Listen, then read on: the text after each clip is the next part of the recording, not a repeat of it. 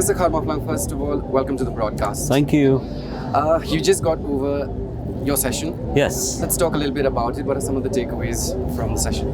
Okay, the session was dedicated to oral tradition and storytelling. And so I was able to share my experiences of collecting stories and songs from very remote places of the Boy area, especially in the Khasi and Khasi Hills, and how I have made use of those stories and songs to understand the larger, the wider, and the more complex backdrop of the Khasi of Khasi culture. So, how are you enjoying the Lit Fest so far? I think it's a wonderful event which has been accentuated more by the venue, by the location. You see, I'm saying this because we know it as Wards Lake, but to the Khasi populace of Shillong, we call it Nanpolok. In addition to that, there's also this very interesting characteristic that is here at Wards Lake, is because there is a coming together of two departments. Right. While the land belongs to the forest and the environment department, the water body belongs to the tourism department. You know, this is something surprisingly interesting. Right. You know.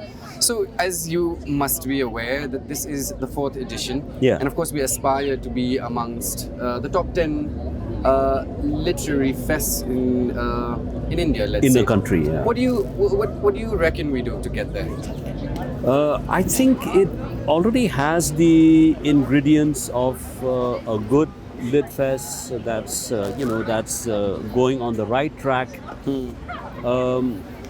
The attendance of the people I can see is quite encouraging. Maybe I think the performance aspects have also been taken care of. I think there are regular performances, but involving, I think, grassroots people like storytellers, like musicians. I like the term storytellers. Yeah. Storytellers, musicians. In fact, there is a scientific and a technical term for a storyteller. It's raconteur. Okay. Raconteur. So if we could invite those community-based, village-based raconteurs, it would be wonderful. I mean, this is being done in different lit fests that I've attended, especially abroad. You know, they bring these people, for live performances. You know, storytelling is something that is very much ingrained in our community, and if it could be replicated or if it could be demonstrated in its purest form, I think that would be something We still wonderful. have that authenticity and Absolutely. originality. if you will. Absolutely, Right? yes. Let's talk a little bit about your writing. Do you have quirky habits, or is there a pattern when you approach any book?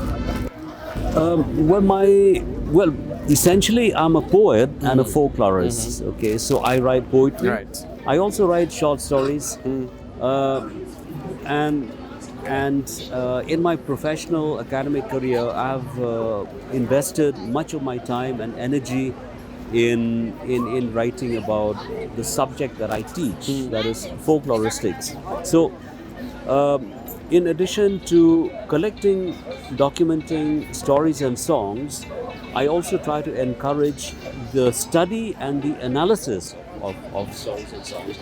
It's fine that we are entertained by stories. It's fine that we enjoy hearing stories.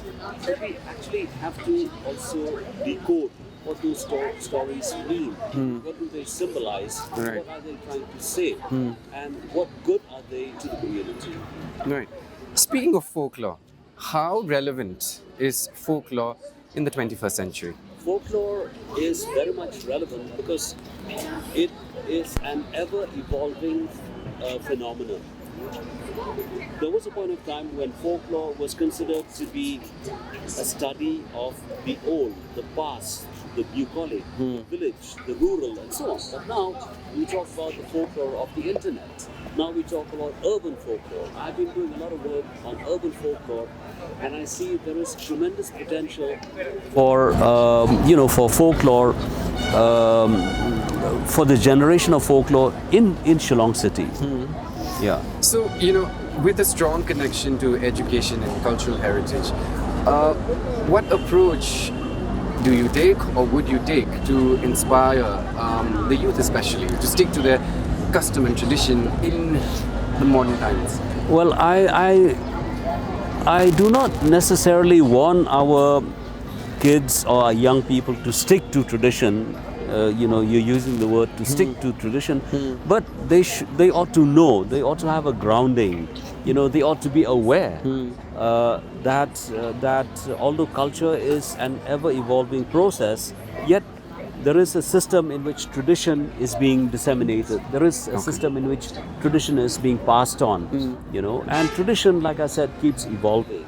So, in order to make especially the young people aware about their own culture, at NEHU, my department has taken the initiative to formulate and design a 4-year undergraduate program in folklore and cultural studies, which we hope will be introduced at the college level from next year. That's good news. It's wonderful news. Right? Yes. So what's the future then of oral tradition? Does it look promising, uncertain? As long as people keep speaking to each other, as long as people communicate, oral tradition will always live and be sustained. You see, we cannot live without oral tradition. Right. Okay? There may be different forms of communication, writing, and so on. But there will be nothing to take away the primacy of speech. Okay. To take away the primacy of speech.